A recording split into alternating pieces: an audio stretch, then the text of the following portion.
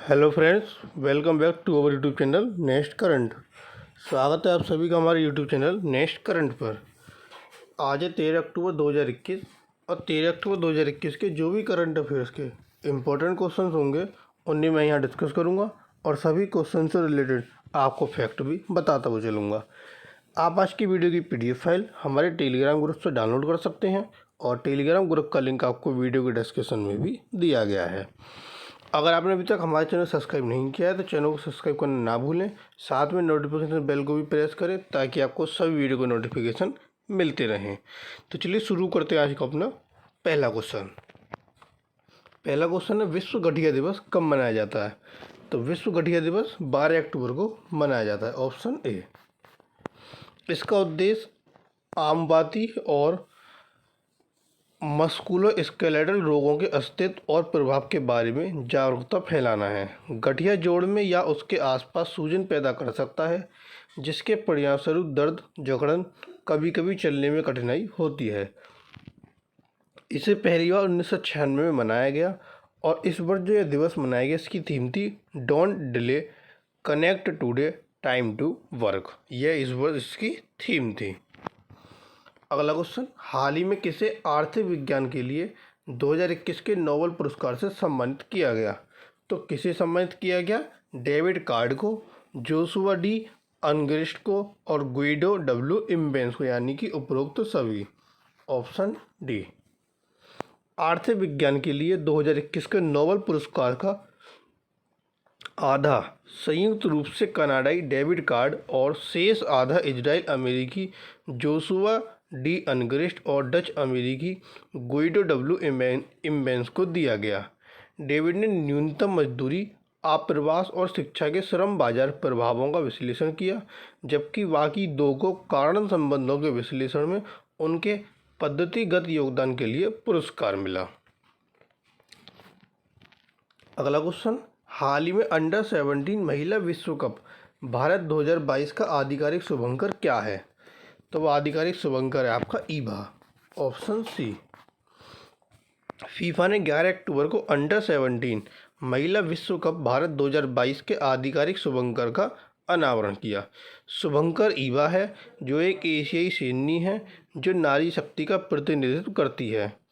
FIFA under 17 महिला विश्व cup Bharat 2022 का आयोजन 11 अक्टूबर से 30 अक्टूबर 2022 तक होगा। ईबा का लक्ष्य विश्व भर की लड़कियों और महिलाओं को उनकी पूरी क्षमता तक कार्य करने के लिए प्रेरित करना है। अगला क्वेश्चन, हाल ही में EESL ने किसे CEO नियुक्त किया? तो EESL energy efficiency services limited ने CEO नियुक्त किया है अरुण कुमार मिश्रा को, option D, Arun Kumar Mishra. NTPC limited और power grid corp of India limited के संयुक्त उद्यम एनर्जी इफिशियंसी सर्विस लिमिटेड ने अरुण कुमार मिश्रा को CEO नियुक्त किया। EESL एक ऊर्जा सेवा कंपनी भारत के ऊर्जा दक्षता बाजार में सबसे शुरुआती प्रवेशकों में से एक है। अरुण कुमार मिश्रा इससे पहले नेशनल थर्मल पावर कॉरपोरेशन यानी कि NTPC लिमिटेड के साथ कार्य कर चुके हैं। मिश्रा की नियुक्ति EESL के कार्यकारी उपाध्यक्ष सौरभ कुमार के इस्तीफा देने के बाद हुई। अगला क्वेश्चन, हाल ही में किसने पहली बार माना कि स्वच्छ, स्वस्थ और टिकाऊ पर्यावरण होना एक मानव अधिकार है? तो यह माना संयुक्त राष्ट्र मानव अधिकार परिषद ने, ऑप्शन ए।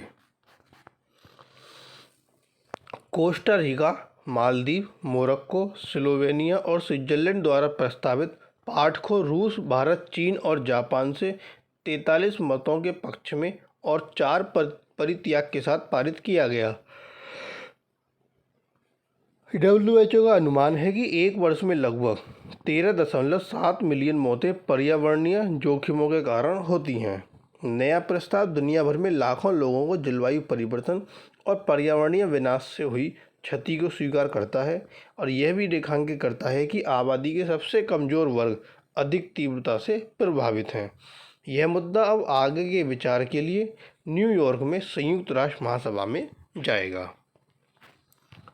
अगला क्वेश्चन, हाल ही में उपराष्ट्रपति ने 22वां लाल बहादुर शास्त्री राष्ट्रीय उत्कृष्टता पुरस्कार किसे प्रदान किया? तो यह पुरस्कार प्रदान किया रणदीप गुलेरिया को।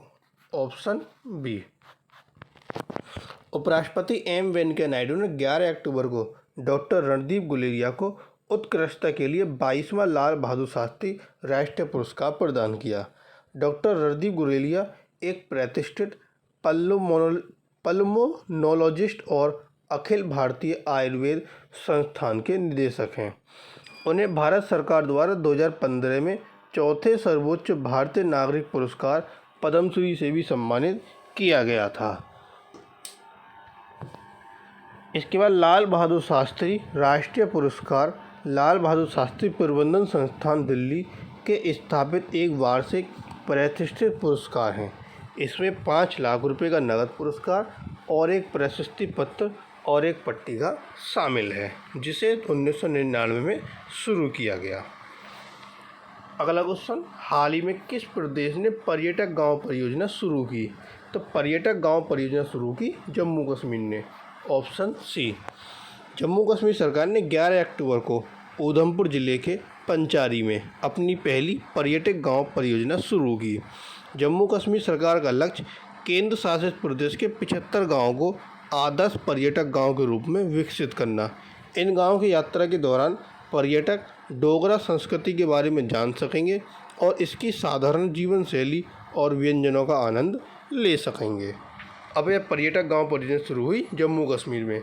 तो ये है आपका जम्मू कश्मीर, जिसकी राजधानी है श्रीनगर, और अब नवंबर से अप्रैल तक यानी शीतकालीन राजधानी हो जाएगी जम्मू। चीफ मिनिस्टर की सीट अभी वेकेंट है। उपराज्यपाल है वहाँ के मनोज सिन्हा। कुल जिलों की संख्या है 20, लोकसभा सीटें 5 और राज्यसभा सीटें 4। अगला क्वेश्चन, हाल ही में किस एनजीओ को तेलंगाना सरकार द्वारा बेस्ट एनजीओ का पुरस्कार मिला है? तो वह एनजीओ है आपका गुड सैमरिटन्स इंडिया। तो गुड सैमरिटन्स इंडिया को तेलंगाना सरकार द्वारा बेस्ट एनजीओ का पुरस्कार मिला। Option D. गुड सैमरिटन्स इंडिया बेघर वरिष्ठ नागरिकों के लिए एक आश्रय गृह है। गुड सैमरिटन्स इंडिया तेलंगाना राज्य के वरिष्ठ नागरिकों के लिए राष्ट्रीय हेल्पलाइन 14567 एल्डर लाइन पर भी काम कर रहा है। अब तक गुड सैमरिटन्स इंडिया ने 4000 से अधिक बेसहारा लोगों को सड़क से सफलतापूर्वक बचाया है और 1500 प्लस प्रवासियों को उनके परिवार से मिलाया है। उनके पास 3 बेसहारा घर हैं, जिसकी मुख्य शाखा हैदराबाद में है और बाकी जनगांव तेलंगाना में है।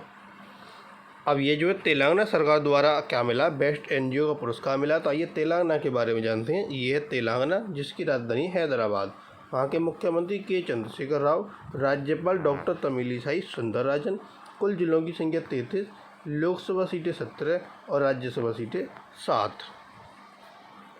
अगला क्वेश्चन, हाल ही में किस प्रदेश ने आंगनवाड़ी ऑन व्हील्स पहल शुरू की? आंगनवाड़ी ऑन व्हील्स पहल शुरू की दिल्ली प्रदेश ने। Option A.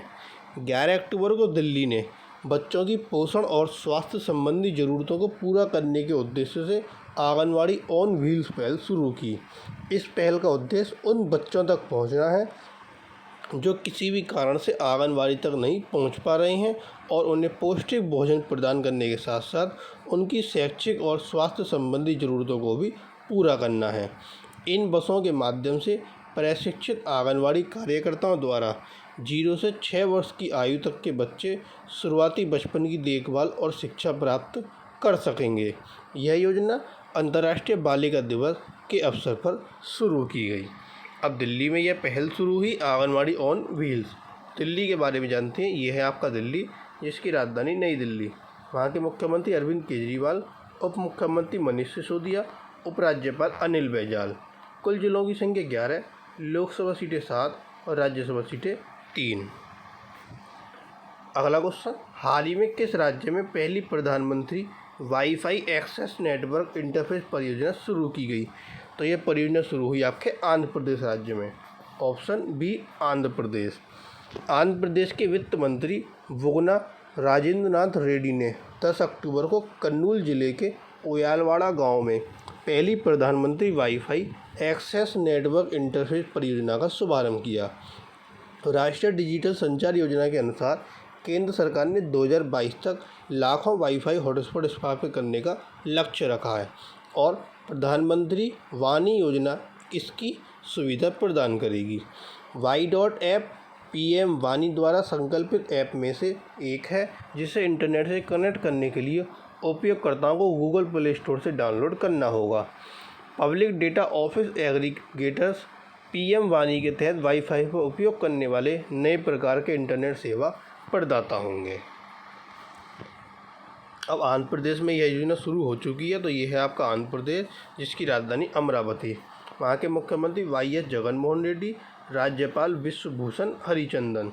कुल जिलों की संख्या 13, लोकसभा सीटें 25 और राज्यसभा सीटें 11। अगला क्वेश्चन, हाल ही में किस देश की एमी हंटर एक दिवसीय शतक बनाने वाली सबसे कम उम्र की खिलाड़ी बन गई? तो वह किस देश की एमी हंटर है? वह है आपकी आयरलैंड की। Option B, Ireland. उन्होंने नाबाद 121 रन बनाकर जिम्बाब्वे के खिलाफ जीत सुनिश्चित की और इससे पहले भारत की मिताली राज द्वारा बनाए गए रिकॉर्ड को भी तोड़ा। वह आयरलैंड के लिए वनडे शतक लगाने वाली चौथी महिला हैं और वर्ष 2000 के बाद से पहली महिला हैं। हंटर ने 15 साल की उम्र में स्कॉटलैंड के खिलाफ अंतर्राष्ट्रीय क्रिकेट में पदार्पण किया है। हंटर T20 इंटरनेशनल में शतक लगाने वाली किसी भी पुरुष या महिला से छोटी हैं। हंटर ने अपने 16वें जन्मदिवस पर यह उपलब्धि हासिल की। भारत की मिताली राज ने जून 1999 में 16 साल और 205 दिन की उम्र में आयरलैंड के खिलाफ वनडे में 124 रन नाबाद बनाए थे। अगला क्वेश्चन, हाल ही में मेरा घर मेरा नाम योजना किसने शुरू की? मेरा घर मेरा नाम योजना पंजाब सरकार ने शुरू की। Option D, Punjab. पंजाब के जो मुख्यमंत्री हैं चरणजीत सिंह चन्नी, उन्होंने मेरा घर मेरा नाम योजना की घोषणा की। इस योजना का उद्देश्य गांव और कस्बों के लाल डोरा में पीढ़ियों से रहने वाले लोगों को मालिकाना हक देना है। यह योजना मिशन लाल लकीर का नया नाम है, जो केंद्र सरकार की स्वामित्व योजना का विस्तार है। यह योजना उन कस्बों पर भी लागू होगी जिन्हें अधिसूचित क्षेत्र समितियों में और फिर नगरपालिका परिषदों में अपग्रेड किया गया था, लेकिन अभी भी वे लाल डोरा प्रणाली में आते हैं। स्वामित्व का मतलब गांव के सर्वेक्षण और गांव के क्षेत्रों में तात्कालिक तकनीक के साथ मानचित्रण। अब यह पंजाब राज्य ने शुरू किया, तो पंजाब के बारे में जानते हैं। यह है आपका पंजाब, जिसकी राजधानी चंडीगढ़। आगे मुख्यमंत्री चरणजीत सिंह चन्नी, राज्यपाल बनवारी लाल पुरोहित। कुल जिलों की संख्या 22, लोकसभा सीटें 13 और राज्यसभा सीटें 7। अगला क्वेश्चन, हाल ही में कौन पृथ्वी विज्ञान मंत्रालय के नए सचिव बने? पृथ्वी विज्ञान मंत्रालय के नए सचिव बने M Ravichandran. Option A. Cabinet की नियुक्ति समिति ने डॉक्टर एम रविचंद्रन को पृथ्वी विज्ञान मंत्रालय के सचिव के पद पर नियुक्ति की मंजूरी दी। वह national centre for Antarctic and ocean research के निदेशक भी थे और पृथ्वी विज्ञान मंत्रालय का गठन 29 जनवरी 2006 को हुआ था। इसके बाद कुछ और नियुक्ति हुई थी जो कि हमारे लिए इम्पोर्टेंट है, जैसे कि के राजा रमन की नियुक्ति, वो दूरसंचार मंत्रालय में सचिव बने। राजीव बंसल, वो नागरिक उड्डयन मंत्रालय में सचिव बने।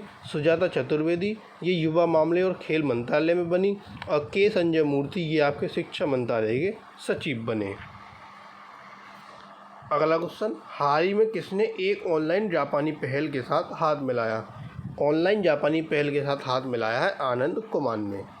Option D.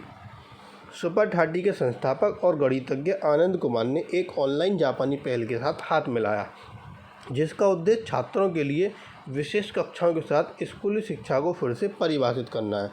जापान में कुमार की लोकप्रियता को देखते हुए एक जापानी कंपनी IM Beside You का लक्ष्य कुमार के शिक्षण कौशल को वैश्विक स्तर पर लाखों छात्रों तक ले जाना है। कुमार को साराभाई शिक्षक वैज्ञानिक राष्ट्रीय मानद पुरस्कार 2021 से सम्मानित किया गया है।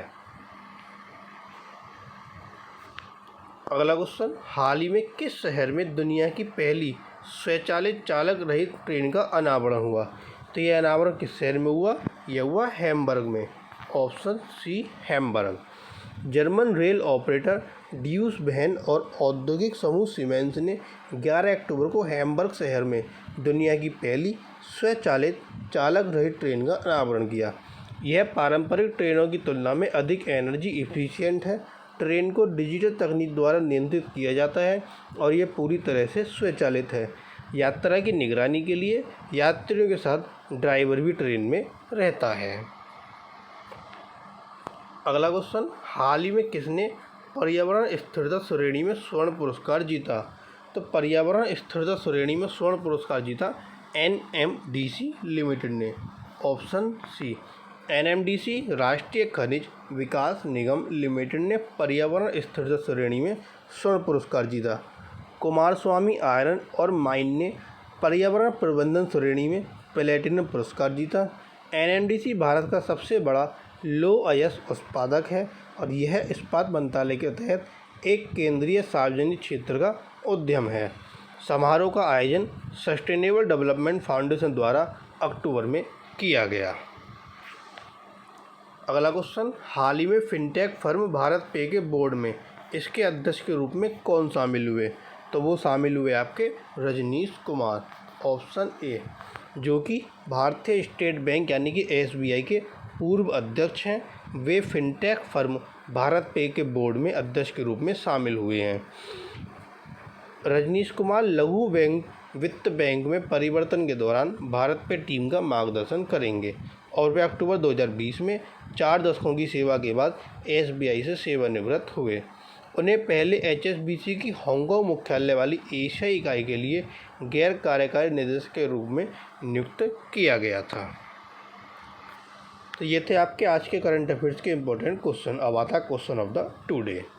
आज का प्रश्न, हाल ही में राजस्थान उच्च न्यायालय के मुख्य न्यायाधीश कौन बने? तो वो मुख्य न्यायाधीश कौन बने, 4 ऑप्शन आपको दिए गए हैं। एक आंसर आपको कमेंट बॉक्स में बताना है। और जो कल क्वेश्चन पूछा था कि हाल ही में किसे एस्ट्रोनॉटिकल सोसाइटी ऑफ इंडिया द्वारा आर्यभट्ट पुरस्कार से सम्मानित किया गया? तो वो सम्मानित हुए आपके doctor G Satish Reddy. Option D.